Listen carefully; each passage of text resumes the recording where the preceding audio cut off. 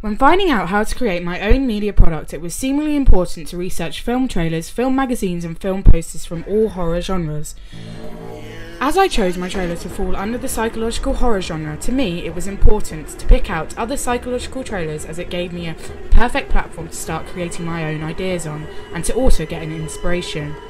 At first, yes, it was admittedly a bit overwhelming having to create and produce my own film, but once I'd researched how to fulfill the vital conventions of a psychological horror, I was well on my way. Although my research started off with just finding theory-based stuff around the horror genre, this gave me somewhere to start from, as not researching how most other film editors use the conventions to portray a scary teaser trailer would have been stupid. After researching the typical slasher horror genre such as The Shining and all of the Saw films, and most importantly the scariest of them all, Smiley, I was able to see how the excessive use of blood was a very important part of creating a scary horror trailer, as ultimately it foreshadows the gore involved in the actual film. However, after picking my subgenre of a psychological horror, I narrowed my research and started looking at what a typical psychological horror actually consisted of. From this research, I could see that the main conventions of a psychological horror in this subgenre relied on the characters' fears, guilt, eerie sound effects, beliefs, emotional instability, and sometimes the supernatural, in order to basically build tension within the film and to further the plot. Examples of this include The Uninvited, Gothica, The Ring, The Exorcist, Session 9, The Others, The Mothman, Prophecies, 1408, The Shining, Stir of Echoes, The Innocents, The Sixth Sense, and many others. However, I wanted to subvert this convention and adapt it in a way that blood didn't have to be used too excessively to show the genre of horror. As seen at the end of the trailer when Josh slams his hand on the door, I kept this theme going throughout and used minimal blood for the front cover of my magazine too. I did this by downloading a blood splatter brush as well, but I didn't want blood to be the main thing that dictated my film, because other elements of the trailer were more important to me, especially showing how Josh was really a vulnerable character rather than what prop would say a typical villain was. In my horror trailer research, I also saw that a convention of a horror trailer was also the synopsis that went along with it. So, whilst also looking at other horror trailers too, I got inspiration from every synopsis too. As my idea is based around a teenage boy that looks as though he leads a normal life, but under the surface, not all of his personality is shown, I took more inspiration from the film Danny Darko. The fact that Danny Darko was also portrayed as an untypical villain really struck out to me, and therefore I felt that as though it was necessary. So show Josh like this too.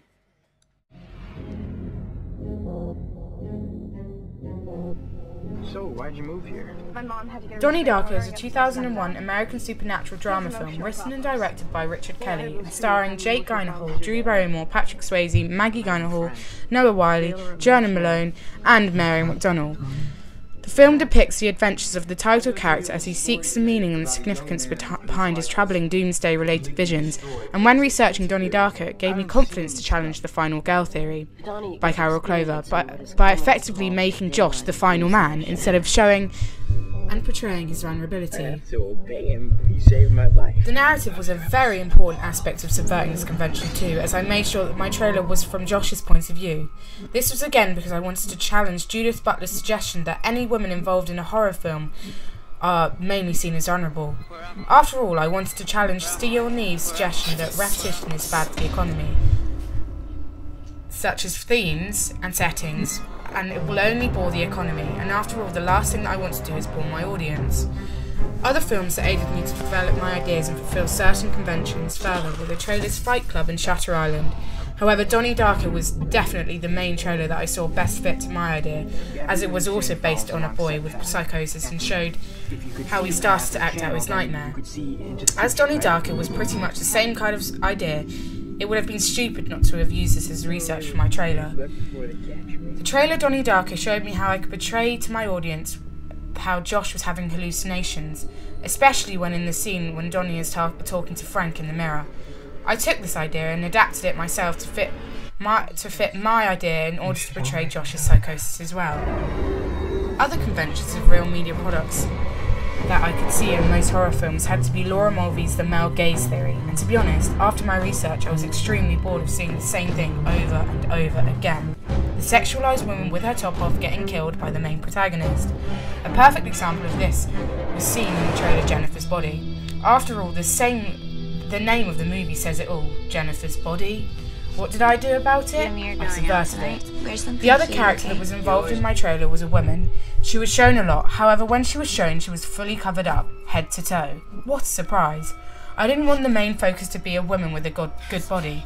I wanted it to be centred around how Josh and how he suffers from his psychosis. As basically I wanted my film to be distributed by an independent film distributor, I would have much more creative license, therefore I used this to show how alternative and challenging a horror film could potentially be, without fulfilling the same old boring conventions. Other conventions that were important to include were Bart's Enigma Code. This was shown through the flashes of Josh's dream. However, as I was new to the whole editing thing, Shutter Island was a perfect exemplar trailer to show me how to denote flashes to the audience. The flashbacks used in Shutter Island had a kind of ambience about it, so in iMovie I portrayed this through turning up the brightness of the footage in order to replicate how it was shown in Shutter Island.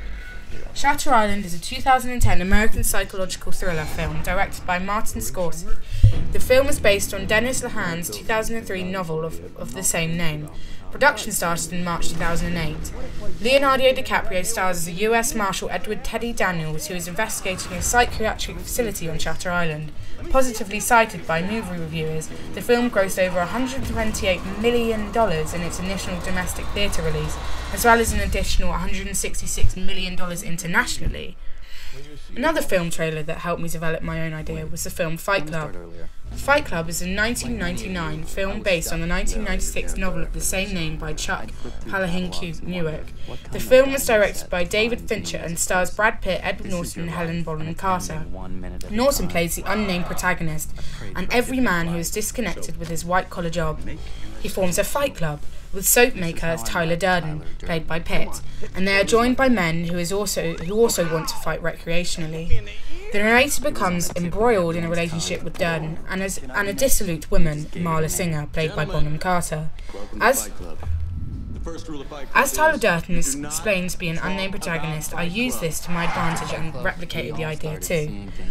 Although Fight Club is not actually in a genre of psychological horror, I copied elements of how Tyler Durden's psychosis was shown, not to mention the overall idea of how Tyler finally finds out that he is the causation of all of the destruction was used for me too. I wanted to use this element in my trailer as it relates to the typical conventions of a horror trailer, as there being one protagonist, which was suggested by Prop's character types, which ultimately reinforces how I want Josh to be the only one involved in my trailer. I used the idea of how the camera followed just one character so that the audience could see him as vulnerable, challenging the typical convention of the horror genre. I did this through breaking the barrier between the main protagonist and the audience, which was shown through the diegetic sound and the touching the camera at the end of my trailer when he says, "Where am I? Where am I? Where am I?" The interaction between the camera and the audience removes a physical barrier between them, and ultimately making the trailer scarier, which overall fits into the convention of being a horror movie.